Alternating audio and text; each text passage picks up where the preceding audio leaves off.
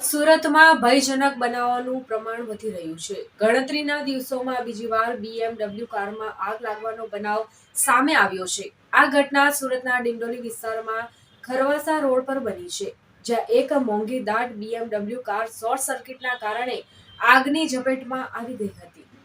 Crime branch દ્વારા મળતી માહિતી મુજબ ગઈ તારીખ 10/4/2025ના રોજ ઉત્તરાયણ મોટા વરાછામાં પત્રકાર જગદીશભાઈ પ્રદ્યુમનભાઈ દવેના ઘરમાંથી બાઇક ઉપર સવાર થઈ આવેલ બે અજાણ્યા શખ્સોએ ઘરનું તાળું તોડી ઘરમાં ઘૂસી સોનાના દાગીનાઓ, જેનું કુલ વજન આશરે 211.7 ગ્રામ, જેની કિંમત ₹6,35,100ની તથા રોકડા ₹50,000 તેમજ મુકેશભાઈ કાળુભાઈ કાછડિયાના ઘરેથી ચાંદીનો જુડો તથા રોકડા ₹20,000ની સાથે મળી કુલ ₹7,20,100ની મત્તાની ચોરી કરી નાસી ગયા હતા, જે બાબતે ઉત્તરાયણ પોલીસ સ્ટેશનમાં ગુનો દાખલ કર્યો હતો. આ ઘરફોડ ચોરીની તપાસમાં ક્રાઇમ બ્રાન્ચ પણ જોડાઈ હતી. દરમિયાન શનિવારે ક્રાઇમ બ્રાન્ચની ટીમે મળેલી બાતમીના આધારે પોલીસે આરોપીઓ અમરસિંહ શમશેરસિંહ બાવરી, શંકરસિંહ ઉર્ફે રાજ, ભારતસિંહ બાવરી ને અમરોલી સાઈન વિસ્તારમાંથી ઝડપી પાડ્યા હતા.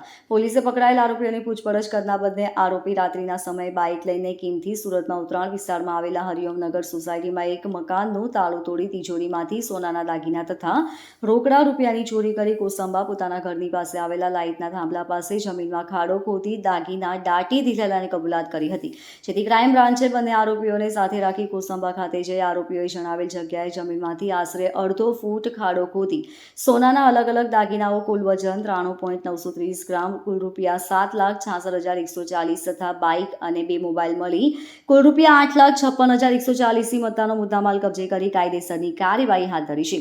Bureau report, LK star news, Surat.